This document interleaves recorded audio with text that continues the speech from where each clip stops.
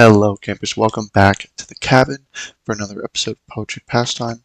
So for this new installment, I have a poem and then I'll have another episode uploaded after this one for a different kind of poem. One of them is like horror themed, the first one, and then the other one's just a little more an artsy take, a little more focused on emotional aspects. But I just want to comment real quick. I noticed on I think it was one of the last episodes I uploaded for Poetry Pastime. I can't remember the exact number, but I'll put in the comments which one it is. But I noticed that I received a copyright strike for using music. I think it was either that one or I don't know if it was Poetry Pastime or a Bug Monday episode. I have to look. It was one of the two. So I'm not sure on what music I could use because I really want to use some music sometimes just for a little background noise for you guys for any installments of this or Mug Monday, so it's just a little more volume or noise for you guys. I don't know. I don't know any websites or any links, songs I could use yet. So if anyone knows in the comments, please leave that down below for me. Let's hop right into it. So the first one, like I said, is horror theme. It was basically inspired by Hellraiser when I was watching the movie recently. I think one of my other episodes I did mention I had another one that was inspired by that and some other takes on what hell was, but I finished reading the book Hellraiser. Let me see if oh no, it's in my closet. But I'll show another thing. So I was planning on doing a book review for it. I didn't know if I had it on display, like over here. I have my other ones. But I was hoping to do a book review very soon for that one. I enjoyed the book a lot. It's very different from the movie, but I'll save all that for the other video. But anyway, let's hop right into it. So here we go. The gates of hell have been opened. The space in hell has been filled. The dead rise and now walk.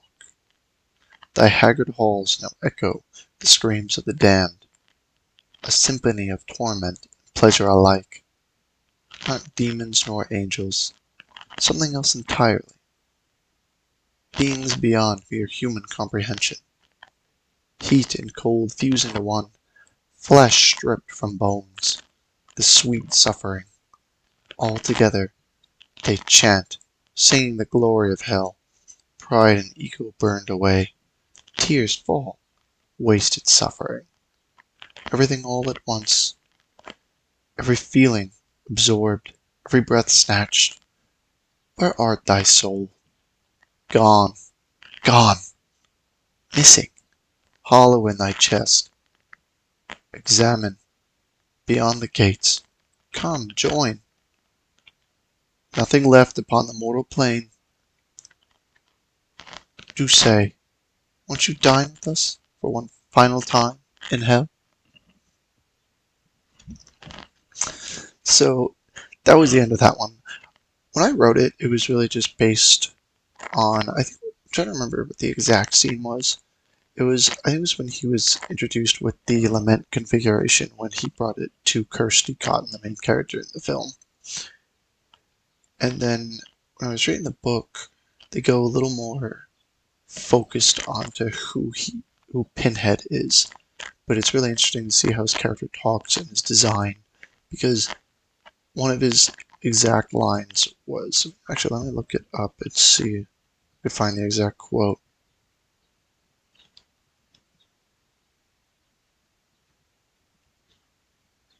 It was angels to some, demons to others.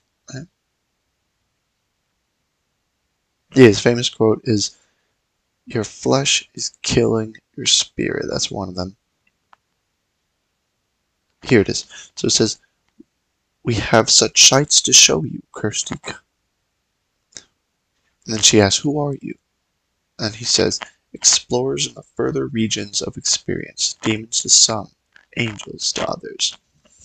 So that was what really stuck out to me, because it was a different take on how hell, what hell is, because there was no real, they don't mention God, they don't really mention anything religious necessarily, like no specific religious context, nothing in the Bible, just that they use hell itself. But it wasn't all fire and flames and torment. I mean, there was chains and basically like a gothic look to it, but also with torture and, all the macabre they bring to the horror movie that makes it great. Awesome, awesome props and just art, the way they made it, makeup, special effects. But just his character Pinhead really stuck out to me because he comes off like, like pretty much looking like something from Metallica's art design, but he claims not to be a demon or an angel, it's just whatever they consider him. He's just someone that works for hell. And he's like the high priestess, but him and his crew. It was Butterball, Chatterer, and I think the lady whose name was Deep Throat. I'll see if I can pull up some pictures for the video as I mentioned them. And then Pinhead himself. But it was just, like I said, it was just really interesting because there was no real explanation to what they were. There was no description to where they come from exactly. I mean, in the book they say the Order of Gash or the Order of Ganesh, something like that. But the book itself was pretty good. It was a quick read for me. It was like 160, 165 pages, so it's a relatively quick read if you have time. But even in the book, they don't go super into detail of their origins, who they are, where they come from. In the second movie, they do. But that's pretty much what really inspired me was to write it was that. And even from the movie, I think it was Dawn of the Dead, the line, when there's no more, was it Dawn of the Dead or it might be Land of the Dead? When there's no more room in hell, the dead will walk the earth. Not Land of the Dead, sorry, Day of the Dead. So many of those great movies, but those lines really stuck out to me because if you look at the Bible, which is something that always stands out for hell, because it's a prime feature in there, they go into detail, but they don't really cover it exactly. Even watching like Castlevania, where hell was such a prominent thing in the show, or plot point, I think it was season 3 into that really. They use it, even in the games they mention it. Even in season 1 they draw creatures from hell for an army. There's different uses for hell, and the way it appears is different. They even say when hell freezes over as an expression. There's never really been a set description, to my knowledge. Like, there's no definitive way hell looks. Because, I mean, sure, we always say fire, lava, and all heat. It's usually that. Corpses thrown on spears, all that stuff. But it's always a human way of looking at it. In Hellraiser, it was a maze. And then there was rooms that are specific to your torment, and then the other souls that are there. Even in the comics, they appear differently. I would love to do a video on covering, when I find out more lore about it, just different takes of hell itself. Because in Dante's Inferno, there's also a painting that mentions the 9 ratings of hell, how they have dukes or sires of hell. Each one, even in D&D, I think they have different, was it 9 or 7 layers to hell? I can't remember. And in D&D as well, they have dukes or people that serve in hell. I know there's like a demon for each sin.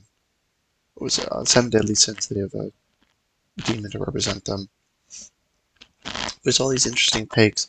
So I just kind of wanted to throw a different spin in there as to someone who would like, the whole point was to have not necessarily a demon, but just a courier of hell, if you will, like a messenger that fetches your soul kind of thing. Just a fun little horror take on it, but I like to leave it a little mysterious because in the movie that was my favorite part was they didn't really go into detail, like I said, about who Pinhead or any of them were. Just more of a delve into it that I enjoyed. Yeah, I hope you guys enjoyed the video. I'm going to be uploading the next one after this, so be on the lookout for that. And then we have the Jersey Devil video coming out today as well. So I hope you guys enjoyed. See you campers in the next one. Peace.